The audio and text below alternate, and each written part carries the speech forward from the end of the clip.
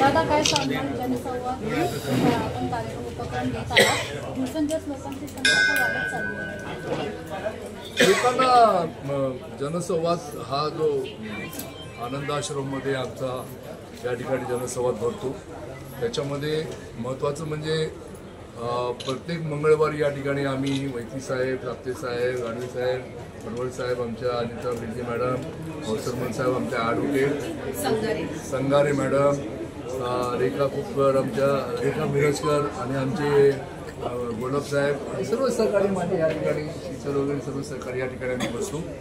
आणि बसण्याचा मुख्य उद्देश म्हणजे जे स्वर्गीय धर्मवीर आनंद दिघे साहेबांचं जे काम होतं, प्रत्येक गरीबातल्या गरीब माणसाच्या प्रश्नाचं उत्तर देणं, त्यांची समस्या जाणून घेणं, समस्याचं निवारण करणं आणि तोच वसा पूर्ण पुढे आमचे पक्षप्रमुख उपमुख्यमंत्री एकनाथ शिंदे साहेब, डेडिकेटेड टू कॉमन मॅन, सर्वसामान्याचे नेते, त्यांनी हे पुढे सर्व चालू ठेवलं आणि आज त्यांना संपूर्ण महाराष्ट्राची जबाबदारी या ठिकाणी त्यांच्यावर आलेली आहे।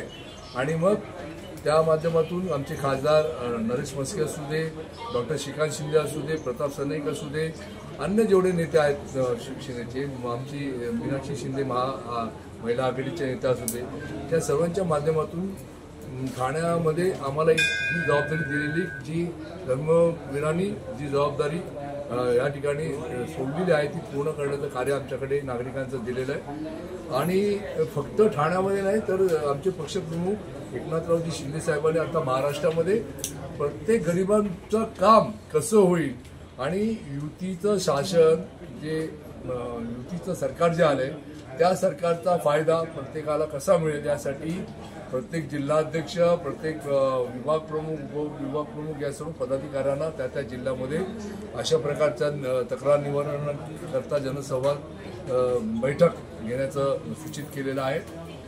आम्हाला या ठिकाणी काम करत असताना असा अनुभव आला की अनुषंगाने हळूहळू सर्व या ठिकाणी जोडत गेले। मध्ये कायद्याचा विषय आला, काही बिल्डरांनी फसवलं तर आमच्या मॅडम त्या ठिकाणी कायद्याचं ॲडव्होकेट आमचं जे सेल आहे शिवसेनेचं त्याच्या माध्यमातून मॅडमनी इथे अंतर्भाव घेतला। असे प्रत्येक जण या ठिकाणी अधिकारी म्हणून अवसरमल साहेबांनी देखील सहभाग घ्यायला सुरुवात केली। त्याच्यामुळे ऑन द स्पॉट जवळजवळ 90% नागरिकांचे प्रश्न हे ऑन द स्पॉट या ठिकाणी सॉल्व्ह व्हायला लागले। आणि त्याच्यामुळे आता तर असं झालं की टिटवाळा, नवी मुंबई, अंधेरी वेगवेगळ्या भागातनं पनवेलपासून अशा लांब लांबून लोक या ठिकाणी आपली तक्रार घेऊन यायला लागलेले आहेत। आणि नक्कीच दिघे साहेबांचं स्वप्न जे महाराष्ट्राला अपेक्षित आहेत ते एकनाथरावजी शिंदे करत असताना आम्ही देखील त्यांनी दिलेल्या सूचने मार्गदर्शनाखाली हे काम करतो। ठाणे, मुंबई नाही तर महाराष्ट्राच्या कोणाकोपऱ्यातून लोक आता येत आहेत, तर हे जनसंवादाचं यश आहे।